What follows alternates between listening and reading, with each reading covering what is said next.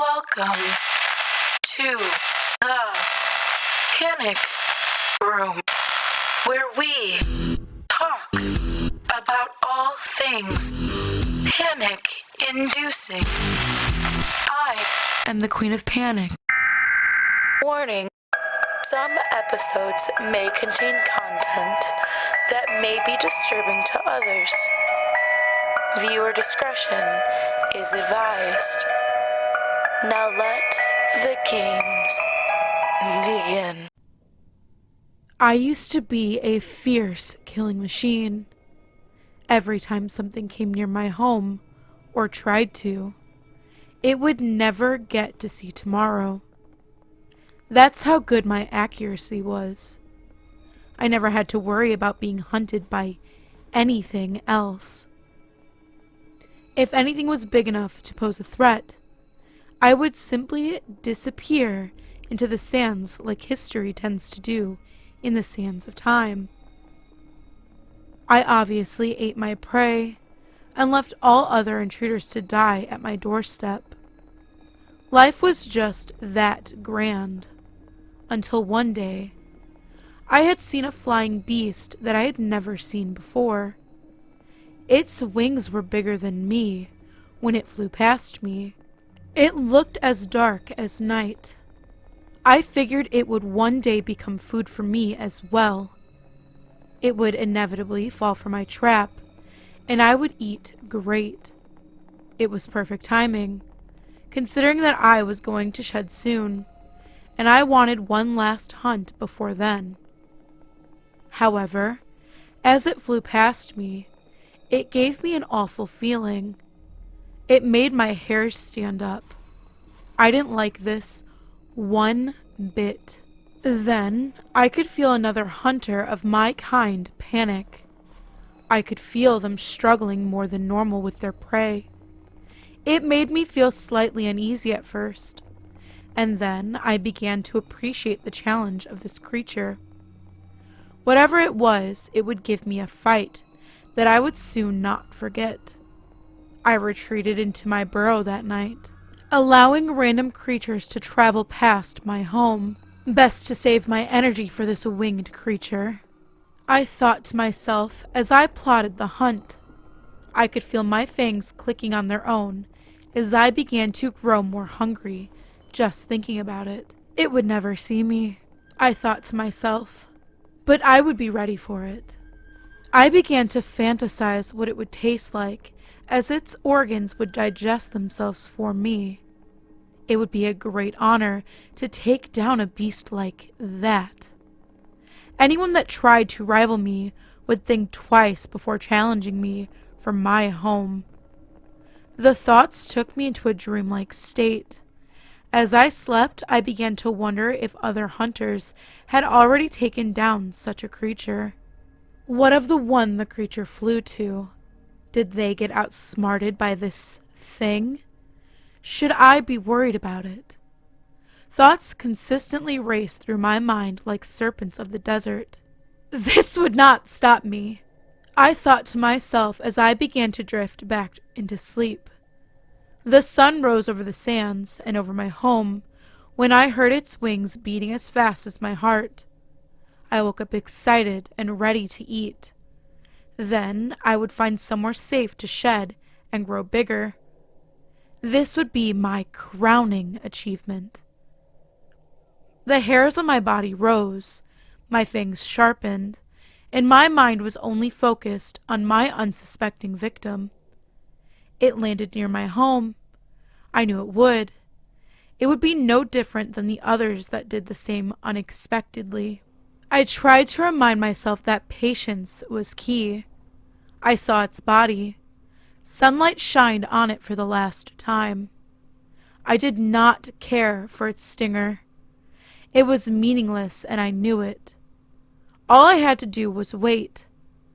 It crept closer to my home as I positioned myself to pounce on this unknown thing, this delicious creature. Soon, it would be all mine to enjoy. Then I would go and enjoy my victory, as I would soon lose this old flesh of mine. The only thing I didn't look forward to was the fact that I would be vulnerable then, as my prey was now. It moved a little closer, cleaning itself, exploring what would soon be its final resting place. I crept a little closer to the entrance of my home and waited for the right moment. This was it. It was either this or nothing. It became my motivation to stay focused on this creature that I had never seen before.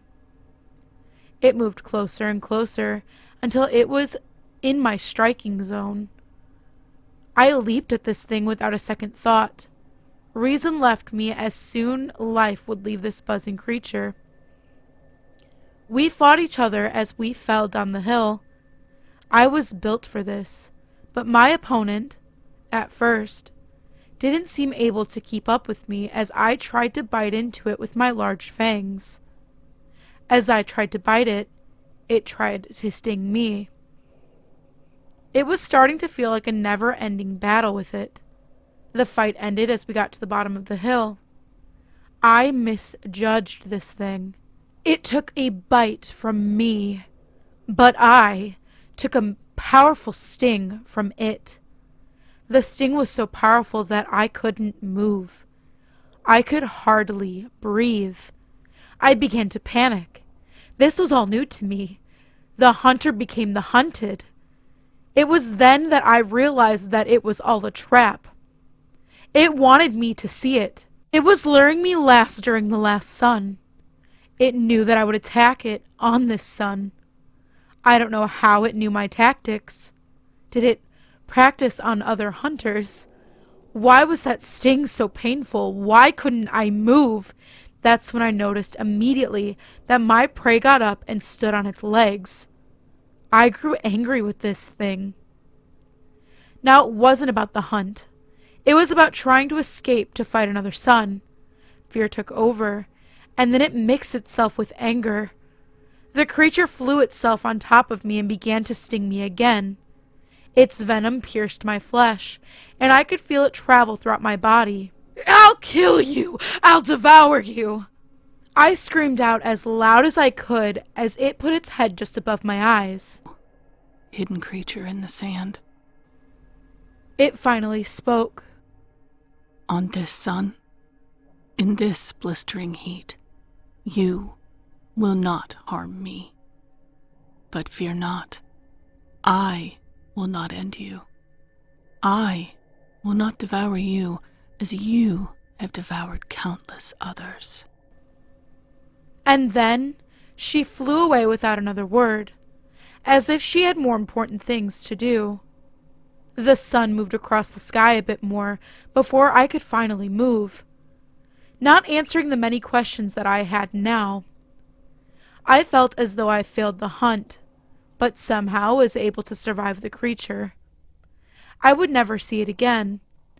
Rather than sitting there and sulking, I ran away back into my home and began to plan out what to do if it ever showed up again. I began to feel weak as I began to shed. It was more painful than usual. I was helpless to do anything. I couldn't move as my exoskeleton began to break apart as my new exoskeleton came out of it. Maybe it was my body struggling to fight off the venom, I said as I laid there on my back. When I finally got done shedding, I brushed off this new pain sensation as a lesson in being more cautious with my prey. I had survived a few suns by then, and thought that eating a random creature of my size or smaller would help me. But I was wrong. So very wrong. It felt like something was eating me from the inside, and I couldn't do anything about it.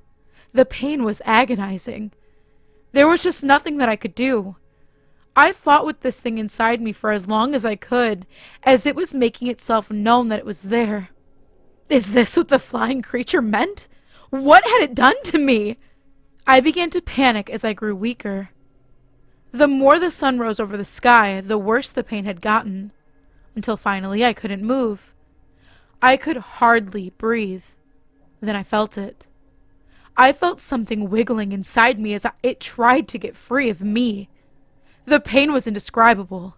And I was so very scared as I collapsed onto the ground of the home that I was so proud of, that I had protected from various hunters and other creatures that had tried to steal it away from me. It's where I ate my meals and enjoyed the sun that now became the bane of my existence. Where I watched the rare to see rain touch the sands and cool the area of my home for a day. My last thoughts were of how I took advantage of the night sky, how I wish I could get my revenge on the winged creature that mocked me, to see the stars in the cold sky one last time. Then I felt it slowly ripping itself out of me as I collapsed into my back, not knowing what else to do. As life left me, I could, for a moment, feel yet another flying creature leave my home, as I was powerless to stop it.